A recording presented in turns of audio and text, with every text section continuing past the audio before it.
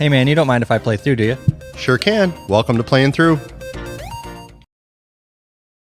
Hey, MFers, here we are back. Another great podcast, something new and exciting. I've never tried this before. So we have 4 awesome people who are going to talk to us today about golf swing, golf instruction, maybe a little bit of equipment. So let's go ahead and do some intros. First, Kyle Middleton. He is the owner of Great Lakes Golf in Bay City, former college golf coach and longtime instructor. He's making his first time appearance with us here on Move Faster. Welcome, so Kyle, welcome. Thanks for having me. And we have a return guest, Mr. Austin Deiters, owner and manager of Middleton Golf HQ, master club fitter and golf instructor. And like I said, Austin's been with us before and hope to do some more with him in the future. Thanks for having me. Yeah. And Doug Temple, another returnee, amazingly enough, that Keith didn't scare him off. Right. So longtime golf instructor, experience under master teacher Jack Lumpkin, heads a bunch of great golf programs we've talked about with Doug before. PGA Junior League, First Tee programs, Military Golf Association, working with vets. And again, thanks, Doug. Thank you. For your time again. And then we have Keith. Then me. So obviously Keith's my partner here, a golf instructor at Curry, working in Kyle's place a little bit too, works over at HQ some. So great group to work with here today. So welcome, Ball. Yeah, welcome. Here. Thank you. Thank you. Well, we're going to call this Swing Thoughts today. Swing Thoughts. I'm going to call it golf Swing instruction. Thoughts. I'm going to be soaking in a lot of instruction today. I need it. Great group here today. Looking forward to this. So let's get right into it, guys. Our first question: what is the biggest ask request from a student working on his or her golf game and/or swing? Well, I think a lot of times with the students I have, it's different, but I always ask them like a little interview up front. What are they looking to get out of their swing? I think for most of the students I have, they really just want to understand some cause and effect. Like, why am I topping it? What makes the ball go in the air? But I spend at least 10, 15 minutes talking with our students on what is it that you're really looking forward to or looking to learn, because everybody's different. Some people are there, they want to lower their handicap, while other people are like, I just want to have fun. So it's just having some conversation with them. But yeah, for me, I think it's cause and effect. Why is this happening? What do I do to fix it? Can you give me some drills and things like that? Yeah. Austin, what about you? I don't know. I feel like you hear a lot of like buzzwords when a student comes in, right? And the most common one I hear is they want to be more consistent. And it's like, what does that really mean, right? I mean, to me, consistent is if you're doing the same thing, repeatedly, right? It doesn't mean hitting it straight every time. Mm-hmm. That's generally kind of what they're getting after when it comes to that. And then most people, they want to hit it farther, right? Which that just comes by hitting it more in the center rather than increasing speeds and stuff. But yeah, I would say that's the 2 things people come in and say the most. I think it's really fun, to Doug's point there, when someone comes in and says, hey, why am I topping it? And then you can give them that cause and effect and get that ball rolling. But those are the 2 things you hear the most. Kyle, how about you? And I can add to that, with the students, I think they have to have an understanding. We live in a day and age now where people expect instant results or instant gratification. Oh, yeah. And, it's something that I try to help them understand. It's not going to happen overnight. You're typically going to struggle a little bit and maybe get a little bit worse before you start seeing some improvements. But just understanding that, you got to put the time in, you got to practice, and it's something that just doesn't happen with one lesson overnight. It's a process. 100%. Consistency. Everybody that calls or reaches out says, I want to be more consistent. I want to be more consistent with my swing and more consistent in my game. I think, and usually I tell them, consistency comes from you, not we can show you the right direction, but consistency is going to come with your own practice and your own repetition. Literally, if you're practicing your own swing or whatever it is, you're going to be more consistent than anything I can show you for consistency. I mean, my magic phrase too when we started working on my swing was what? I want to be more consistent. Exactly. I mean, that was exactly what we started out with. I want to be more consistent. Right. Well, I think it's like you're saying, though, it's dumping in that time. Here's what you got to do. Yes. I mean, all of us have been there, and the next week the student comes back. Yep. You get out and work on some things. Nah. Man, life got in the way. Yeah. I hadn't had time to do anything, but I'm ready for the Right. next lesson. And Yep. it's like, Yeah, exactly. Tough to be consistent if you're Yep. not putting in the time. Yeah. That's a truth. It's amazing what you can lose when you're in the middle of instruction when you're not practicing it. I mean, it's understandable, right? Not Sure. being able to get out and practice, but you just got to expect that the process is going to go slower as you go through. And what I try to do with my students as well is give them a little something to work at home, stuff, drills that they can do without actually hitting golf balls in their living room, just things to, again, repetition, get into a normal habit for them where they don't have to think about it as much. So, in each of your opinions, what is the number one factor in solid ball striking? Loaded question. I know. Number one, I think, is low point for me, which is basically impact. Impact with irons, they have to be somewhat of a downward strike. I tell everybody, if you want to actually practice, whether you're a beginner or high handicapper, without ever hitting a ball, just practice using a 7-iron or something and literally just being able to brush the grass or the mat or a carpet or whatever it is. If you can brush the grass and rotate your body in a somewhat consistent way, I try to tell people, you do not make a decent golf swing without the club hitting the ground. Everybody wants to try to pick the ball out of the ground without actually hitting the ground. And actually a good golf swing is made and it's compressed into the ground. So if you can practice in general just being able to strike the grass or a mat or whatever it is in a somewhat consistent spot at the bottom where the ball would be, that's going to get you a long way instantly, in my opinion. No doubt. I mean, in order to hit that ball solid, you want those hands forward, right? And I think the hands and wrists are so important. You could put a real good player on one foot, and you know they're going to find the center of the face because they have such good feel in their hands and create the right dynamics as far as with their wrists and whatnot. And one thing I see with a lot of amateurs or people just starting out or looking for instruction is they want the distance. They want to hit the ball far. They want to hit it farther than their buddies. You know, in doing that, I see a lot of long golf swings. You know, over exaggerated, very taking the club far back. You know, I related. You haven't seen my swing; it's about to run. But you see guys like that on tour. You know, John Rahm, Tony Finau, guys with very short swings. You know, I relate it to other sports. I try to do a lot of my lessons with other sports that people might have grown up playing.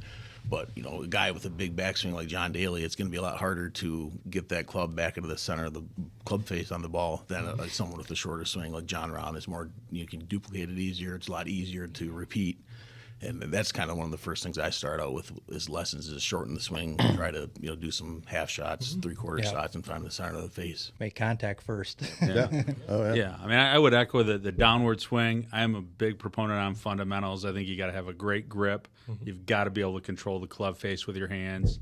I think a lot of people get so wrapped up into am I over the top, am I underneath? But at the end of the day, if you can square the club face and have a downward motion, you can have a lot of success. So spend a lot of time focused on that. I mean, I know in my time playing golf with friends, whoever, I got to get under the ball. I got to get under the ball. That they're not thinking of that, you know, that angle That of out of your attack. vocabulary. Yeah, angle of attack and getting that, you know, that ball compression. You want distance, start compressing the ball, right? And that's going to get you distance. Yeah, I think your brain says ball's got to get up in the air. You got to lean and lift it up, and Flip it's it. opposite of what our brains think. Turn that 7-iron into a 9-iron. Yeah, exactly. Yeah, pretty obvious is that angle of attack and making solid contact, compress the ball. It's going to go. So what do you guys, as a group, what do you think is a student's biggest misconception of their own swing and golf game? I was just going to say, I get a lot of students. I think there's one swing, like there's only one way to swing a golf club. And I think one thing after years of working with a lot of veterans and, you know, disabled vets, I've got amputees. You got to learn to swing a lot of different ways. You can have a lot of success. The golf swing's a circle, but you know what? You can get it done a lot of different ways once you understand it. So for me, that's one of the biggest things. That I'm watching every YouTube video, and I got to be right here. But I'm like, if your body doesn't turn that way, it's not going to happen. I think misconception-wise, I won't even get into down this road of people thinking they hit it farther than they do. I'm not even going to start, but I'm just going to say what they think they're doing, they're not really ever doing in a swing plane or position in general, because they think that their club face might be here, their path might be here, but that's why the cameras are so valuable in positions. They're just data we can use like to show them that's not actually what you're doing.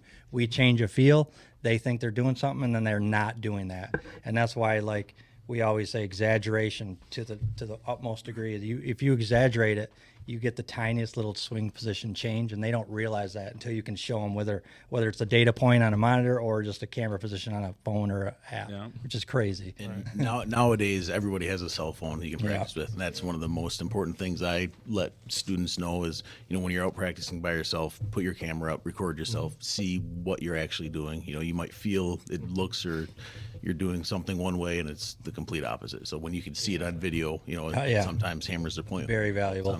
I mean, you've all dealt with it, right? You know, like let's say you get someone's posture, they get them a little tilted, you get them a little tilted back on the drive, like this feels ridiculous, right? You put it on video, it looks normal. Yeah. Or if someone has a real long swing, like you were saying, you tell them to take a half swing, that thing's still going all the way up there, right? Parallel still. That's about that much shorter. Yeah, exactly. Right. What do you mean? They're like, no way. I took that to here. And I'm like, look at you, you're all the way up, right? That's your half Great swing. point. It is. It is. And so that feel versus real is I think a huge misconception. All that half swings a year. I love how you said that because you give them the half swing and then they say, "That's the last one I just did." Yeah, that's not. That's the one Right. before that. No, that's the last one. That's Right. your half swing. You know, just echoing I think most amateur golfers or people who are getting the lessons might be looking for help. You know, they think better golfers or good golfers don't hit bad shots. Yeah, right. Yeah. And that's not the case. A lot of times it's how you rebound or your next shot, not compounding. Yeah, their short game's a lot better. Yeah, right? Yeah. Go watch the guys not making the cut on tour. They're hitting plenty of bad shots, right? Yeah. You know, not the ones that are on TV going on that week, Yeah. making cut, competing. And But- TV doesn't show a lot of the bad shots No, they won't. because they don't want to embarrass them. So I was they're gonna not say, showing it's- bad shots. It's like a highlight reel all day long. Forget the other 144 people that are out there. Right. Yeah. Yeah, I mean- yeah. The best. They always show the best shots, right? Yeah. The guys sticking it on a Who's got green, it going on? massive drives, and yeah, you don't see it. I laugh about the camera when you were mentioning about videoing yourself. How many times have I FaceTime you on a golf cart? I have it poked, the camera behind me on a stick, sitting there. Man, look at this crap show I got going on. What the hell am I doing? And I got him on FaceTime, So I completely get it. And I chime in with my number one swing advice, which is Take 2 weeks off and quit. That's right. So this is something that actually Keith and I have talked about a little bit a couple of times. When it comes down to instruction, what is the difference, do you think, if you guys are dealing with someone with a low handicap, what kind of instruction do you give for a low handicapper, and then comparative to somebody that's a high handicapper? I mean, I would say I relate it to more maybe like you said, a new golfer rather than. Yep. So I mean, a low handicap. Let's say they got a strong grip and they get a little bit of a shut face up top, but they've made it work and they're a good player. I don't feel as an instructor you need to change that unless obviously there's some real big issues. But for the most part, let's say they can figure that out, right? Yep. Whereas a low handy or a high handicapper newbie comes in with a real strong grip and a dead shut face.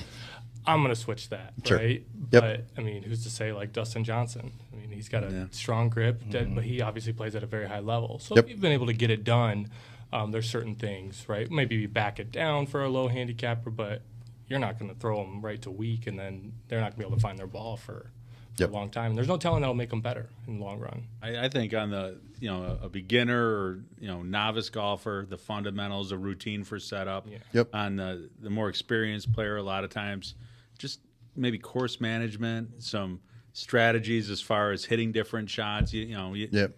As a beginner, you just want to hit it straight. The better players, there's advantages to hitting certain shots and doing some of that type of work. Plus, I think short game. Better players understand short game is where it's at because you're not always on your game. You're not going to hit every green, and if you get up and down, a 4 is a 4, and doesn't matter how the scorecard doesn't lie. Yep. So. And I think a lot of it depends on what the student is looking to get out of it too. If they want a quick fix, one lesson, and go out play with their buddies and just hit the ball better, or if it's they're in it for the long haul. If they're planning on doing it over the course of a year or two and actually really trying to improve and completely change things. So, I kind of see what they want at the beginning of the lesson. If it's something they're going to come back a couple times to see me, or just one and done type thing. But I always try to leave the students understanding what they're trying to work on. Sure. At least they have a good understanding of the drills we did, what they're looking to do, what they might be doing wrong, and how to fix it.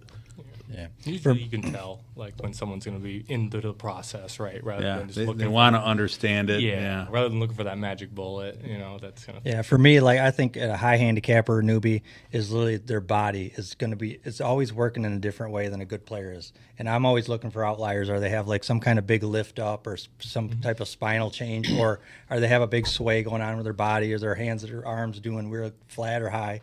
But when it comes to the better player, it's what's the club's doing.